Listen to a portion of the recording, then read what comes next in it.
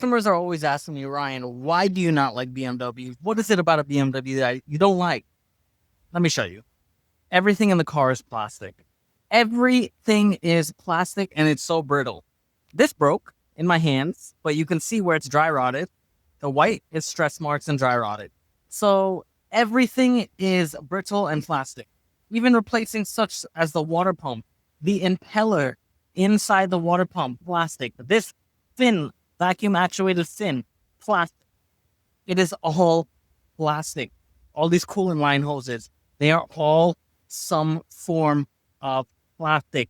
This vehicle that you guys are paying so much money for, yes, they're nice vehicles. They look beautiful, right? They're a beautiful piece of equipment. They look beautiful.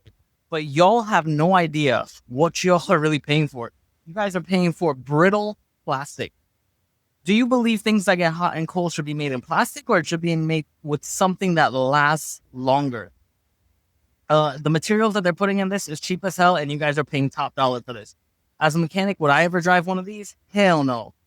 Nice to own, it'll break your wallet. I'd rather go with a Toyota or a Honda or something like that that'll last longer. But honestly, they're doing the same thing with plastic stuff as well too. They haven't gotten to the point with plastic hoses. Everything's still rubber. But just be wary. You guys are going to spend a lot of money if you like this brand. Just be wary. Look at that. Imagine that's your $60,000 investment being worked on. The thing is, everyone is distracted by the giant iPods that are glued to the dashboard these days, and that's what they are.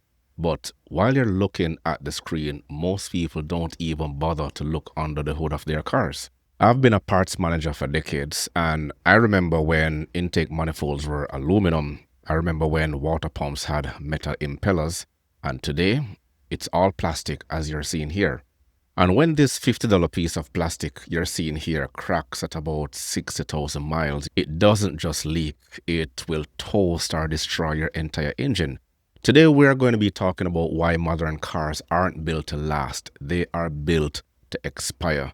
Let's take a look at a few videos. I feel like every new car brand is having major issues now, and especially when it comes to the engine. And I think this is one of the biggest things and no one's talking about it. If you see on this right here, this is the oil fill cap on the 2002 Chevy Vortec 5.3 liter. And if you see right there, it says 5W30. And I think one of the biggest problems is that every new manufacturer now, to get to the regulation and to meet the fuel requirement that are so strict right now, you're going to thinner and thinner oil. Even this little 4-cylinder back from the early 2000s, even this one required 5W30. Well, let's say on this Jeep right here, this Pentastar 3.6 liter now requires 0W20. But the funny part is when this engine came out, it originally came out with 5W30 as the oil requirement. Again, as the emissions, the fuel requirements got tighter, they went to a thinner oil because it's more fuel efficient. But I think what we're sacrificing for fuel efficiency, we're sacrificing for reliability. I don't know about you, but I'd rather have reliability over fuel economy.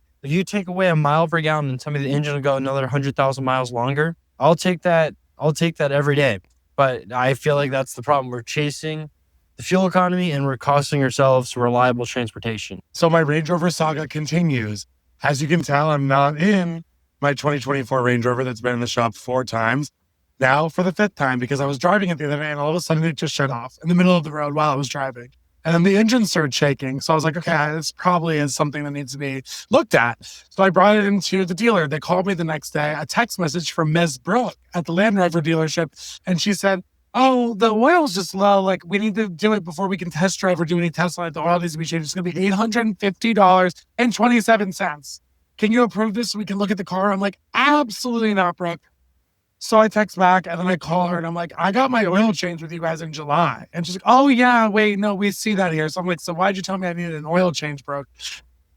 Then they told me that there's codes for an engine lean, whatever that means, and the engine was shaking. And I'm like, this is a new car. It has 9,000 miles on it. Doesn't make any sense to me. Anyhow, they said they have to keep it over the weekend. So now I had to rent a car, beautiful car, by the way, because I think I might have to go back to Mercedes.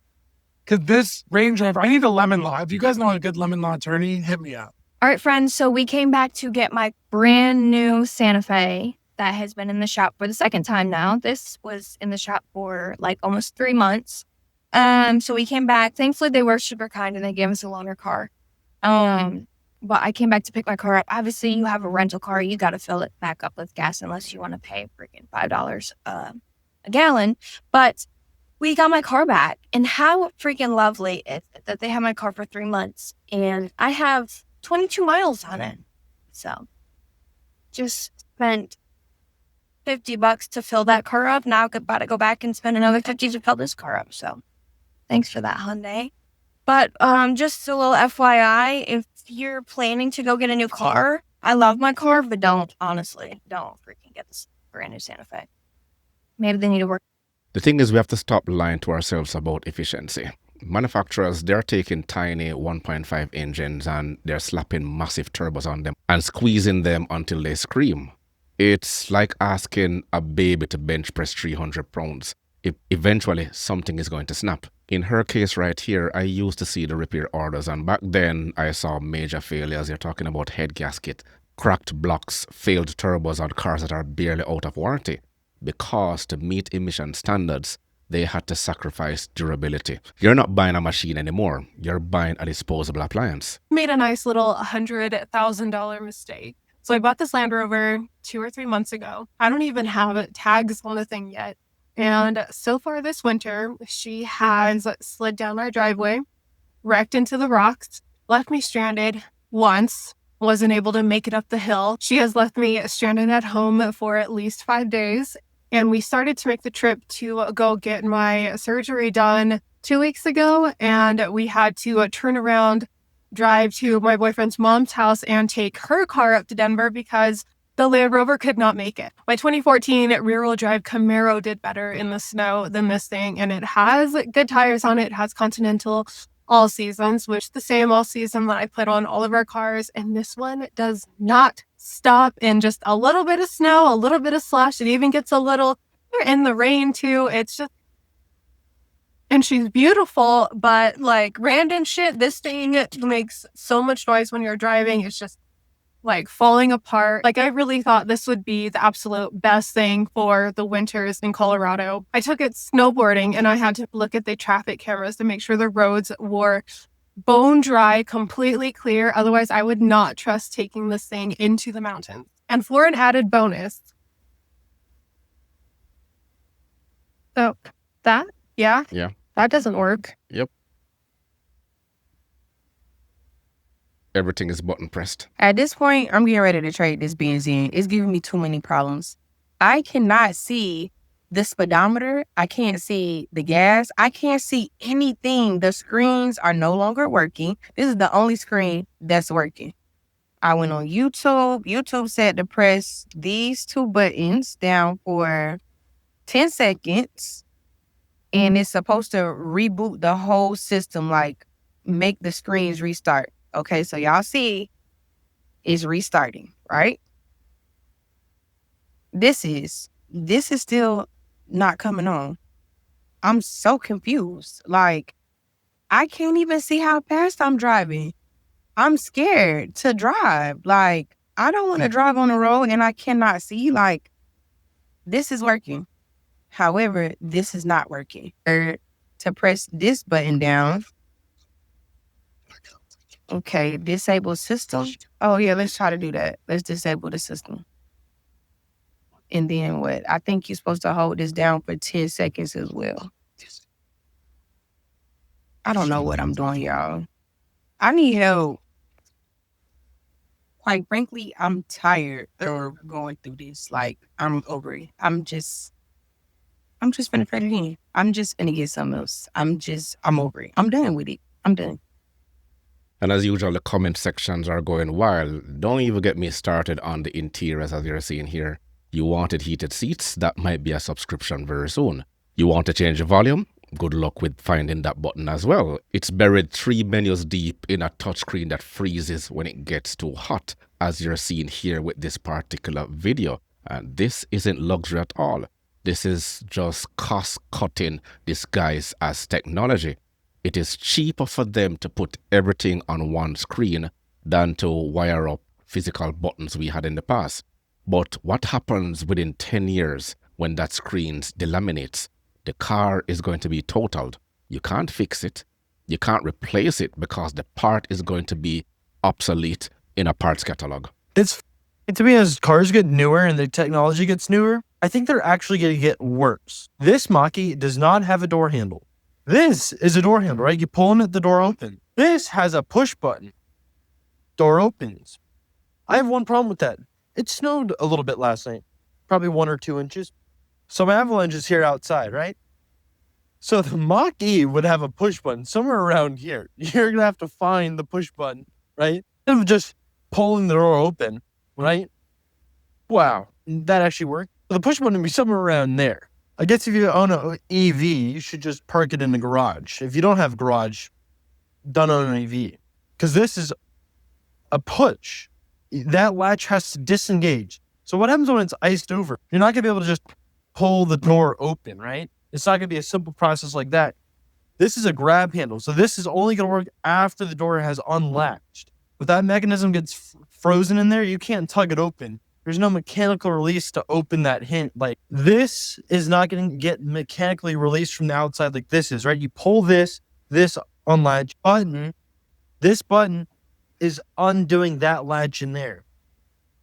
Just wild to me. And the comment section, as usual, they're going wild. Let me read a few of them. I know this one says a lot of EVs have an app where you can open the door from the app. So basically, you have to load up your phone with more technology to get into a car that is already complex with technology. This one says, I don't want the technology. I want to get to work with a low payment. Another one says, they're changing things that don't need to be changed for reasons completely unknown. The thing is, we have to adapt with the technology, but if it's not working out for us, we should have the right to refuse it. And I totally agree with some of the comments here. Not all of them, just some. Can someone tell me how this is possible? 75 plate car. It's brand new. Right? JQ. Right? JQ J5. 1.6 petrol. Luxury trim. No hybrids. No electric. Old petrol engine, right? It's not starting. The engine is turning over. And it's not starting. It has 82 miles on the clock. It has petrol. It has battery power. But what? So, You remember all those Tahoes, Suburban? At this point, I'm getting ready to trade this bitch. Listen, can someone tell me how this is possible? 75 plate car. It's brand new. Right? JQ. Right? JQ J5. 1.6 petrol. Luxury trim. No hybrids. No electric. Old petrol engine, right? It's not starting. The engine is turning over. And it's not starting. It has 82 miles on the clock. It has petrol. It has battery power. But what? So, my advice to people might be looking at JQs, don't touch them. Pieces of crap. I'll get back to you and let you know what JQs say, what happens, but this is Christmas Day, 3 days after having the car. Can someone tell me how this is possible? the first big mistake he has there, why would you even buy a SUV with a 1.6 liter engine? That makes absolutely no sense. You remember all those Tahoes, Suburban, Yukons, Cadillacs, all with engine failure? But good news, GM has come up with a fix for you. So what they do is you take it into the shop and they do an oil change, and they're supposed to change it from 0W20 to 0W40. And then it fixes the engine. Can you imagine, after the amount of hours of research and everything they do with the truck, analyzing what fuels it needs, what oils need to run, and all the different drivetrain components, they're going to tell me that, oopsie, we really just put the wrong oil in them. That's why these engines are blowing up. It's not that they actually have a mechanical issue. No, those rod bearings are supposed to do that. I mean, this one made it to like 16,000 miles. And let me tell you, it's kind of freaky because the gas mileage went from like 12 to like 14. That, like, don't know. Look at that, 14.7. And my thing is that still since here a little now clear. And I think the funniest part is I can actually feel something knocking. But we have to deal with the uncomfortable truth. Dealerships make money when your car actually breaks down. Manufacturers, they save money when they use cheaper materials. You are the only one losing in this equation. I used to see the back order list. I used to see new models sitting in service bays for months waiting on a simple module because the supply chain is either broken and the engineering is too complex because that part is too new.